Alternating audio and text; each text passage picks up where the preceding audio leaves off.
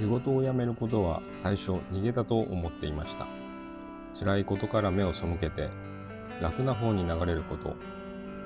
少なくとも世間的にはそう見えるだろうし、自分自身もそう思っていました。だから仕事を辞めたいと思った時、これは逃げなんじゃないかって自分を疑いました。でも実際は逆だったんです。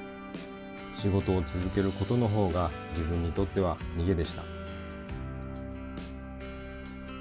仕事を頑張れば時間はかかりますが評価されることがあります。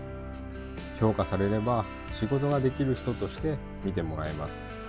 それが純粋に嬉しかった時期もありますし、頑張っている自分はどこかかっこいいとすら思っていました。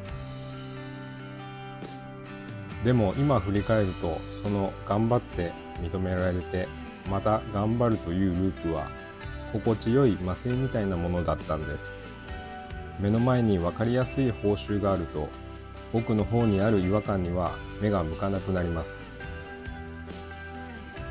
このままでいいのかな。その声はずっと聞こえていました。でも書き消す方法は知っていたんです。もっと頑張ればいい。ただそれだけでした。安定した収入、これまで積み上げてきたもの、手放すことへの恐怖、それと心の奥の小さな違和感。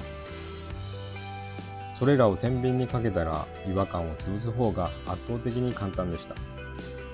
だって何も変えなくていいんです。明日も同じように出社して、同じように頑張って、同じように評価されればいい。それで生活は回りますし、外から見たら何の問題もありません。だから私は違和感の方を黙らせました。もっと頑張れば気持ちは変わるかもしれない。何度もそう思いました。今がきついのはまだ頑張りが足りないからだ。もう少し成果を出せば楽になるかもしれない。もう少し認められれば満たされるかもしれない。でも頑張れば頑張るほどハードルは上がっていきました。仕事で求められることが増えて、期待される役割が大きくなって、もっとの終わりが見えなくなりました。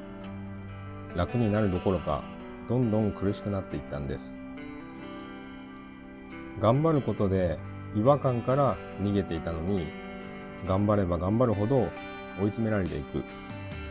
その矛盾に気づいたとき、ようやく分かりました。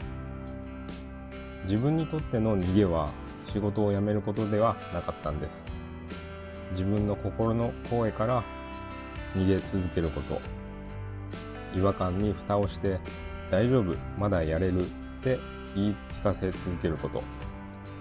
それが自分にとっての本当の逃げでした。